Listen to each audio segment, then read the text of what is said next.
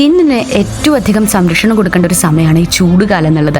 Skin കെയറിന് ഞാൻ choose ചെയ്യുന്നത് fully organic ആയിട്ടുള്ള കാര്യമാണ് കേട്ടോ. സോ ഓർഗാനിക് ആയിട്ടുള്ള പ്രോഡക്ട്സിന് വേണ്ടി ഞാൻ ഇന്ന് എത്തിയിട്ടുള്ളത് ബ്യൂട്ടിക ഓർഗാനിക്സിലാണ്. ഇവിടെ ഒത്തിരി പ്രോഡക്ട്സ് ഉണ്ട്.